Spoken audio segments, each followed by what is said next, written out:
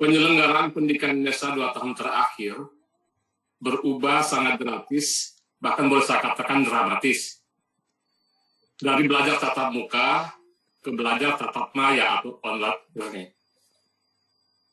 Mengatasi masalah kesenjangan teknologi dan ketimpangan digital itu menjadi persoalan serius kita. Apalagi mewajibkan siswa tanpa kecuali dapat mengikuti pembelajaran digital form. Dan saya ingin tanyakan buat narasumber, bahwa peta sebaran di Indonesia itu bermasalah, karena tidak semua kota dan desa itu terlayani oleh koneksi internet. Artinya internetnya terbatas. Bahkan kalau di NTT itu problem itu menjadi problem yang sangat serius.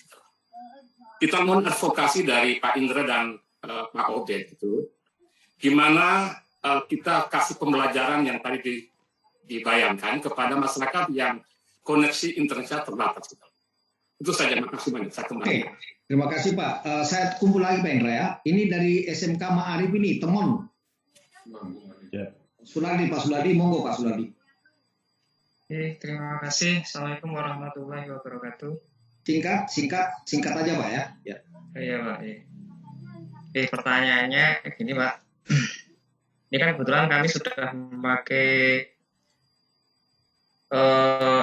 LMS berbasis model. Nah ini membutuhkan resource yang, terutama resource servernya yang besar, termasuk biaya bulanannya Pak. Nah ini bagaimana caranya sekolah kecil seperti kami ini bisa mendapatkan fasilitas yang lebih murah untuk mendapatkan resource server untuk LSM tersebut. Itu pertanyaan kami, mudah-mudahan nanti bisa dijawab oleh Pak Indra Pak nanti, dan kita bisa difasilitasi. Terima kasih. Ya satu lagi, ini dari LP Mari PBN ini Pak Soleh, silakan.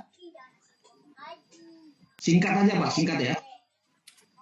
Oke, makasih Kang Daugi. Yang pertama untuk narasumber Pak Indra Haris Miadi.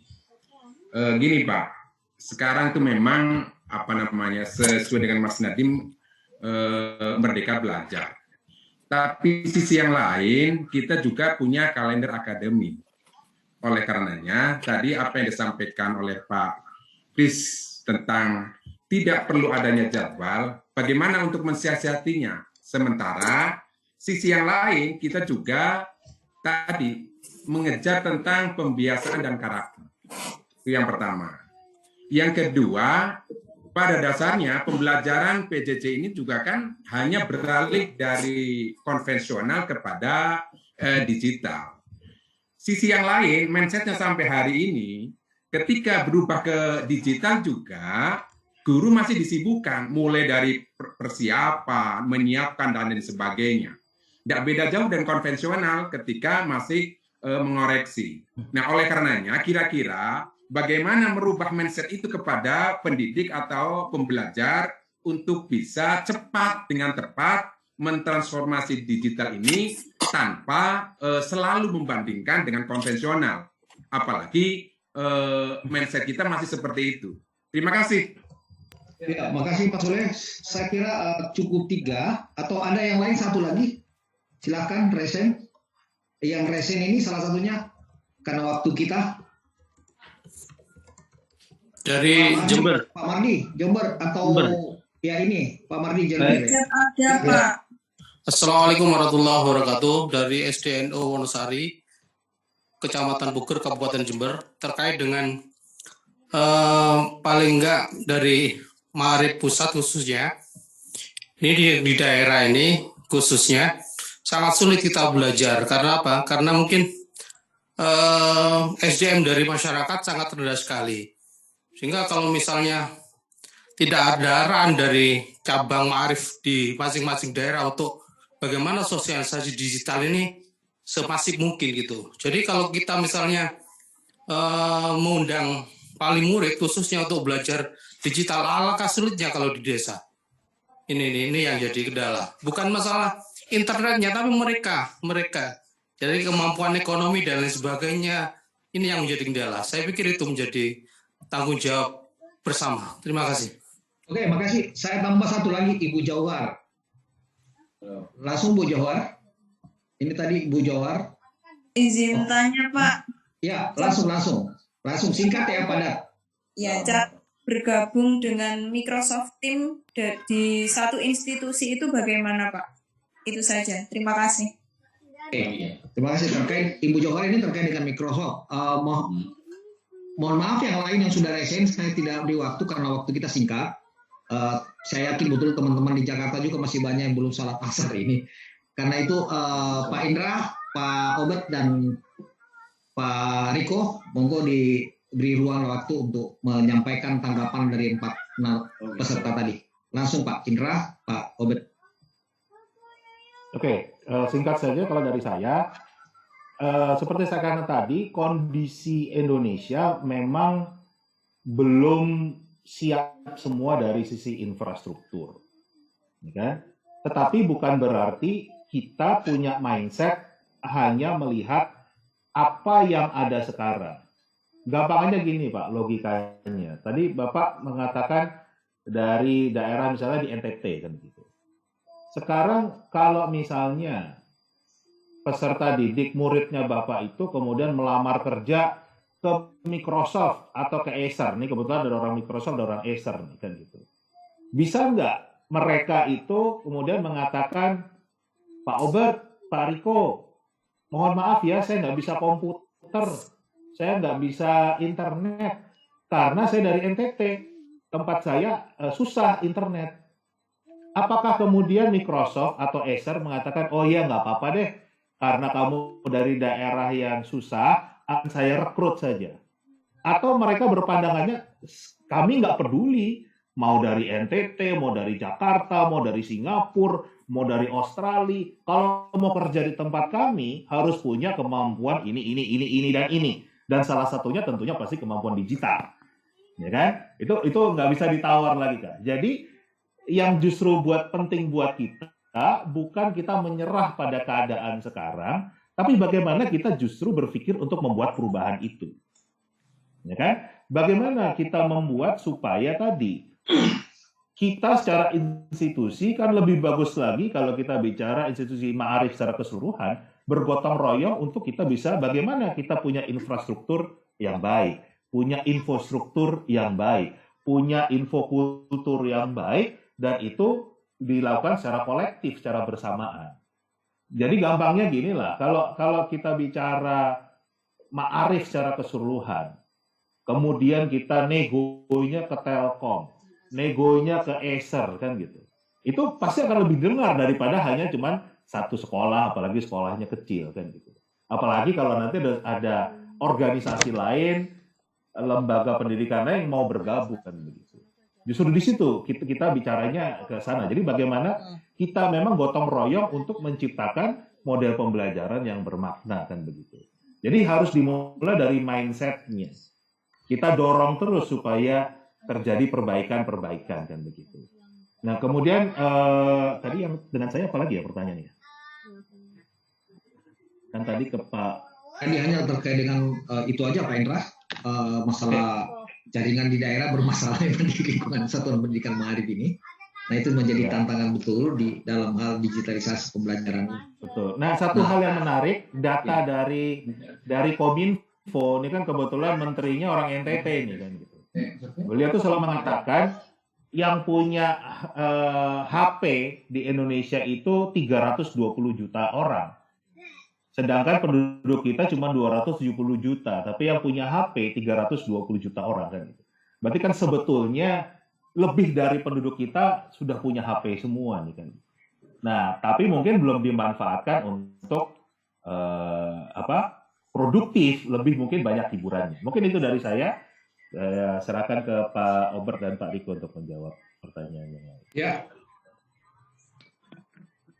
Ada tadi Obert tadi dan Pak Riko ada terkait dengan kemitraan yang ditanyakan dari Ibu tadi, dari Ibu Johari. Oke, terima kasih atas pertanyaannya. Saya coba rangkum semua pertanyaannya, jadi saya menjawabnya sekaligus. Juga menimpali tadi apa yang dikomentari oleh Pak Indra sebelumnya. Ini juga pengalaman saya kurang lebih keliling Indonesia lah beberapa tahun terakhir. Salah satunya terkait program kementerian waktu itu, di mana setiap sekolah diberikan bantuan lab komputer. Nah, banyak daerah juga yang menerima bantuan lab komputer itu ternyata belum ada listrik, jaringan belum ada, dan segala tantangannya. Namun pada kenyataannya, hal tersebut mendorong mereka untuk berupaya secara mandiri memenuhi kebutuhannya. Persis seperti yang tadi dikatakan Pak Indra juga, kebutuhan itu mau tidak mau akan diusahakan dipenuhi. Karena apa? Tantangannya sekarang setiap orang harus bisa menunjukkan portfolionya mereka. Mungkin kalau saya ngomong ini akan dipelototin banyak orang di sini, tapi mohon maaf sekali, kenyataannya sertifikat atau ijazah yang dikeluarkan sekolah saat ini itu mungkin tidak terlalu diperhatikan sekali oleh perusahaan-perusahaan besar ataupun startup, di mana kami lebih melihat sertifikasi terstandar dari industri. Ini yang menunjukkan kompetensinya sesuai dengan yang dibutuhkan industri. Jadi berarti mindset ini yang harus diubah, bahwa teknologi itu ada untuk membantu kita semua, tadi yang katakan Pak Indra, learn, relearn, learn, unlearn, relearn. Dan itu yang dibutuhkan. Jadi teknologi betul-betul berperan di situ. Jadi itu mindset-nya dulu yang pertama harus disiapkan. Nah, apapun nanti pasti akan menyesuaikan. Tidak mesti kondisinya ideal. Artinya apa? Gaya pembelajaran pun, konsep pembelajaran pun harus menyesuaikan. Jangan mentang-mentang semua serba digital, langsung oke, semuanya harus pakai handphone atau pakai laptop, harus bisa mengerjakan ini, padahal perangkatnya tidak ada atau jaringan tidak ada. Guru juga harus kreatif. Misalkan desain pembelajarannya bisa hybrid. Ada yang bisa untuk dicetak juga atau dikerjakan online, menyesuaikan dengan kemampuan masing-masing keluarga dan di masing-masing. Banyak strategi juga harus dipikirkan di situ. Nah, tadi yang saya juga mau timpali itu yang pertanyaan mengenai resource untuk Moodle. Nah, kalau memang pakai Moodle, itu memang kebutuhan resource cukup besar. Nah, ada dua opsi, Pak. Satu, gunakan cloud computing, jadi kebutuhan servernya akan menyesuaikan, namun konsekuensinya biasanya nanti biaya yang dibutuhkan akan fluktuatif juga. Kalau memang sedang tinggi load-nya, bisa jadi akan membutuhkan biaya lebih besar, tapi kalau sedang tidak tinggi pun akan menyusut.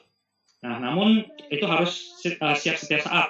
Mendadak kalau tidak lancar pembayarannya juga akan terputus. Opsi kedua mungkin tidak harus pakai Moodle, tapi biasanya kalau sudah pakai Moodle jauh lebih terstruktur sih. Opsinya mungkin bisa manfaatkan Teams. Jadi memang Teams ini bukan sebuah learning management system, tapi bisa mengakomodir konsep pembelajaran yang terstruktur, yang kolaboratif, dan semuanya bisa terukur. Artinya terukur, ada data analitiknya, berapa orang yang sudah akses, berapa banyak waktu yang dihabiskan, siapa saja yang paling aktif berkontribusi, dan lainnya, itu semua bisa terkumpul, jadi bisa terlihat. Jadi itu sebagai satu solusi alternatif kalau dari saya. Yang terakhir, pertanyaannya untuk mendapatkan Microsoft 365 ini, sebenarnya bisa nanti ngobrol dengan Pak Indra atau kontak kami di email ms.edu.indonesia@microsoft.com. Saya ketik juga nanti di kolom chat supaya semuanya bisa kontak kami. Jadi nanti kami akan kirimkan panduannya ke Bapak dan Ibu yang tertarik untuk mencoba sendiri. Itu dari saya, Pak Ogi. Ya, makasih. Mungkin Pak Riko, ada tambahan Pak Riko? Saya rasa cukuplah, sudah cukup baik ya dijawab oleh Pak Indra dan Pak Albert. Setuju dengan apa yang disampaikan. Makasih Pak Riko, makasih. Pak Indra, terima kasih. Mohon maaf ini karena waktu terbatas. Saya kira next kita akan bisa berkolaborasi lagi dengan kegiatan-kegiatan yang melakukan afirmasi terhadap pengembangan dan peningkatan mutu satuan pendidikan di Indonesia untuk mencerdaskan anak didik kita.